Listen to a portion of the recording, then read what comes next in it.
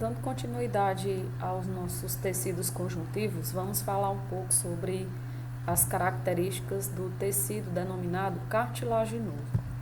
Bom, esse tecido ele tem algumas particularidades em relação aos outros tecidos conjuntivos, já que uma característica bem peculiar é que os tecidos cartilaginosos eles não apresentam vascularização. Ele é um tecido que na sua matriz os vasos sanguíneos e as terminações nervosas não estarão presentes. Esse tecido ele é rico em substância intercelular. Essa substância intercelular, ela é viscosa. Dentro dessa substância nós vamos encontrar células próprias do tecido cartilaginoso, que são os condroblastos e condrócitos. Posteriormente veremos na imagem qual a posição que essas células ocupam no tecido. No caso dos condroblastos, vale considerar que são as células mais jovens e relacionadas a alto metabolismo. Que tipo de metabolismo os condroblastos vão realizar? A produção da matriz e a manutenção do tecido. No caso dos condrócitos, são células adultas mais estáveis que já ficam fixas em regiões específicas da matriz e que fazem uma pequena manutenção da matriz em seu redor. Então, o metabolismo dos condrócitos em relação ao condroblasto já é bem baixo.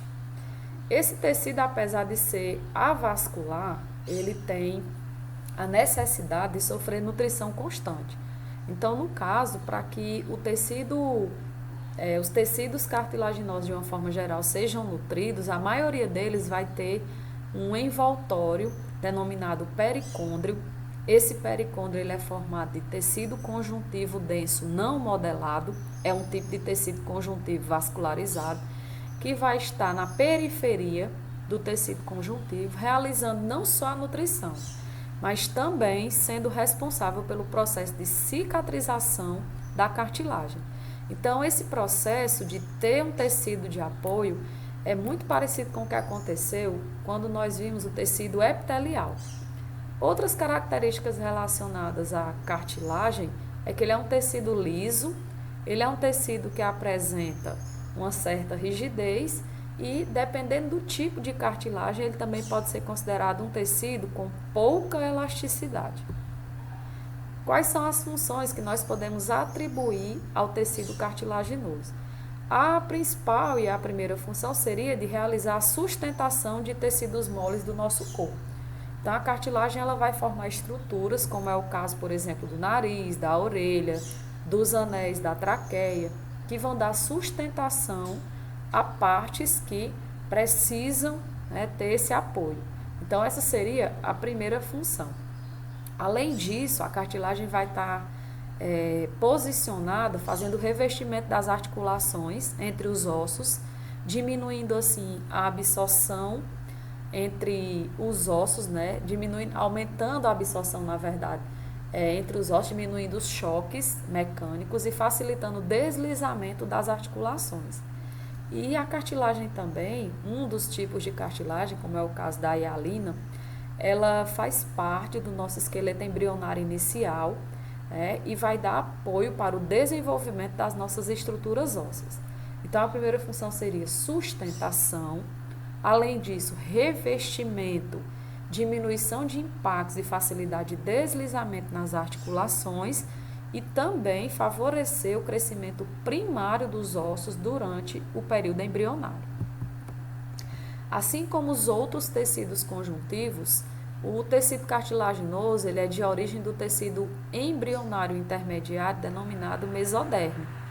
Esse tecido ele vai formar células adultas, na verdade, células tronco adultas, denominadas mesênquimas, e esses mesênquimas têm potencial de se diferenciar para formar condroblastos, que são as células jovens do tecido cartilaginoso, que ao amadurecer vão ser denominadas condrócitos, e também é da mesoderme que vai surgir o tecido do pericôndrio, que, como já foi dito, o tecido pericôndrio, ele é, na verdade, um tecido conjuntivo denso, não modelado, e que vai apresentar células mesenquimais não diferenciadas, que é de onde vai partir a formação da cartilagem.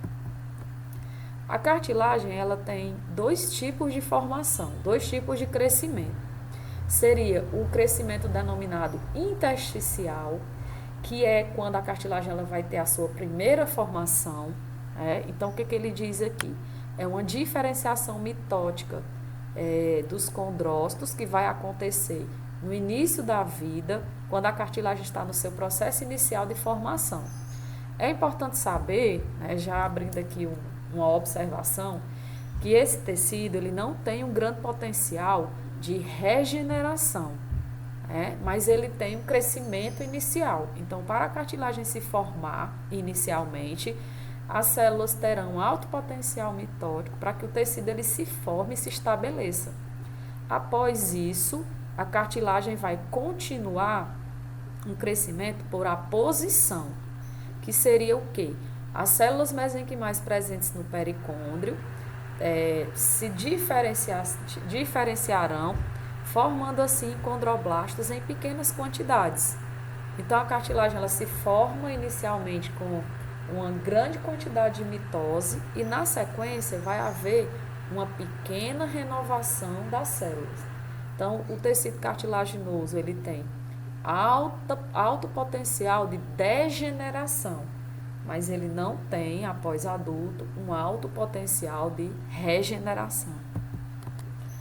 Então, existem 3 tipos de cartilagem em que em todos eles os aspectos gerais vão se encontrar, porém, em cada uma dessas cartilagens acontecerá características exclusivas. Cartilagem alina, elástica e reticular ou fibrocartilagem. Então, nós vamos começar falando aqui as características da cartilagem denominada hialina. Essa cartilagem, ela é a que existe em maior quantidade no nosso corpo e nela a matriz ela é homogênea.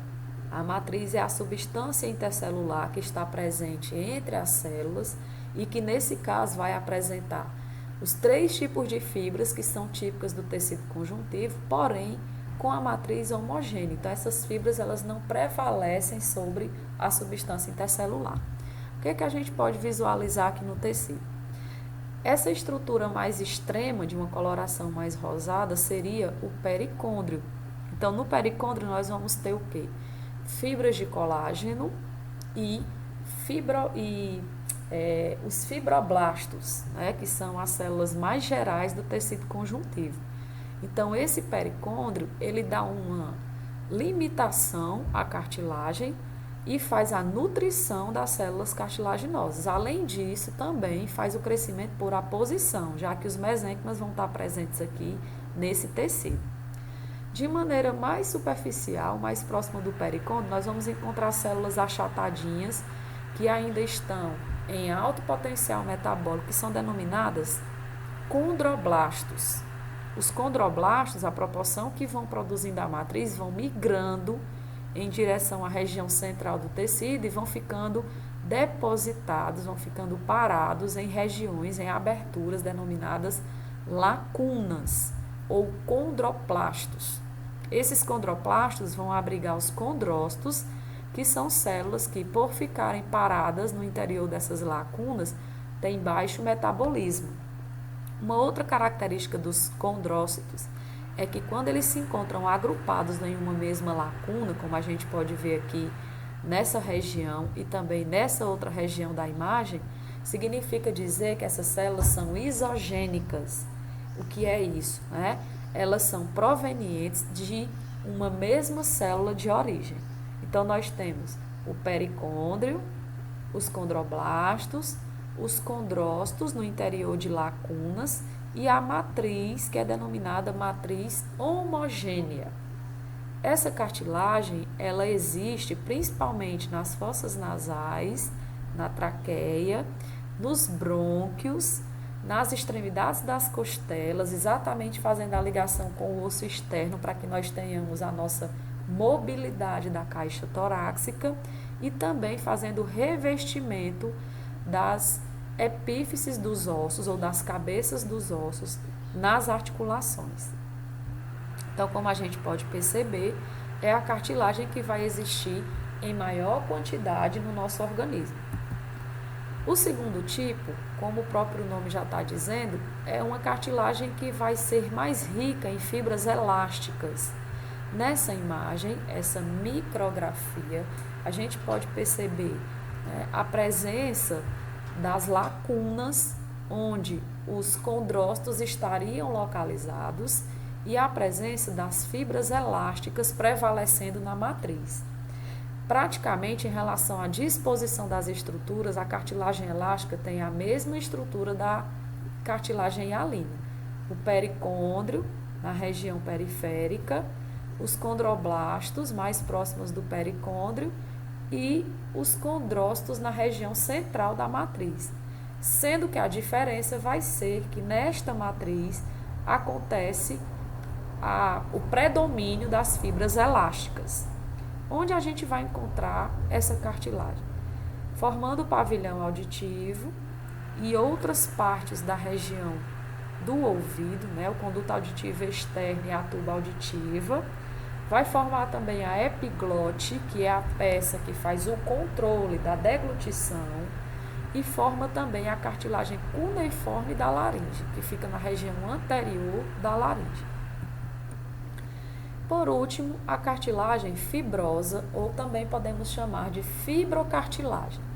No caso dessa cartilagem, como nós podemos perceber no desenho, ela apresenta na sua matriz um predomínio das fibras de colágeno.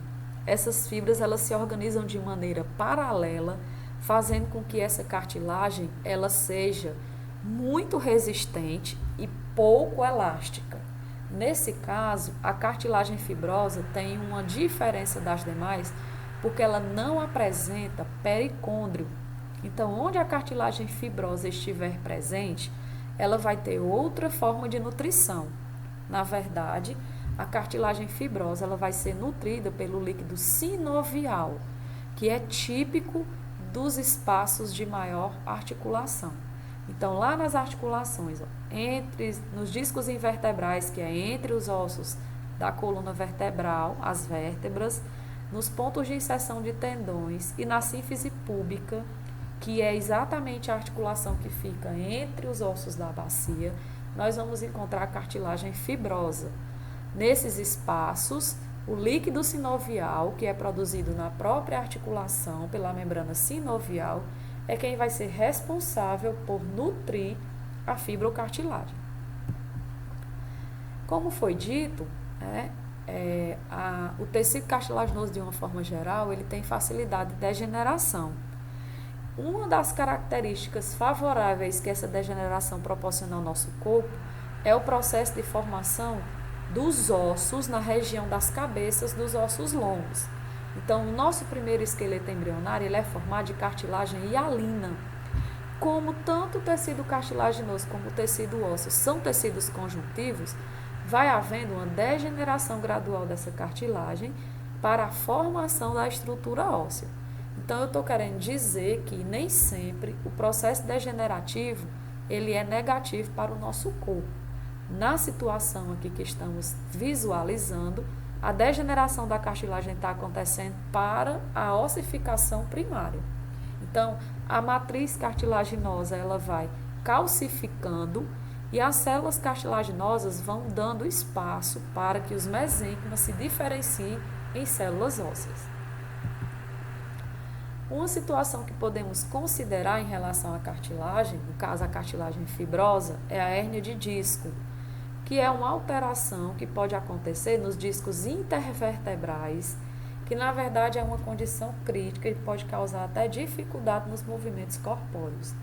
A hérnia de disco ela pode acontecer de duas formas, com o deslocamento do disco intervertebral, fazendo com que a estrutura óssea crie uma protuberância que vai tocar um osso no outro, causando muita dor, ou um estrangulamento do anel fibroso do disco intervertebral, que vai extravasar a substância intercelular da cartilagem em direção ao nervo, às terminações nervosas da medula espinhal, causando assim inflamação da mesma. Se a hérnia de disco for causada apenas por um deslocamento do disco intervertebral, esta poderá ser tratada com fisioterapia, como por exemplo o RPG. Caso haja um extravasamento da região pulposa do disco intervertebral, este terá que ser substituído por um processo cirúrgico por discos sintéticos.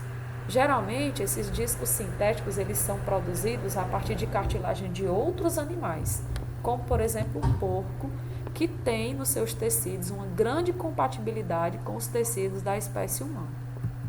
Bom, pessoal, em relação ao tecido cartilaginoso, é isso. Eu espero que vocês tenham compreendido e até a próxima.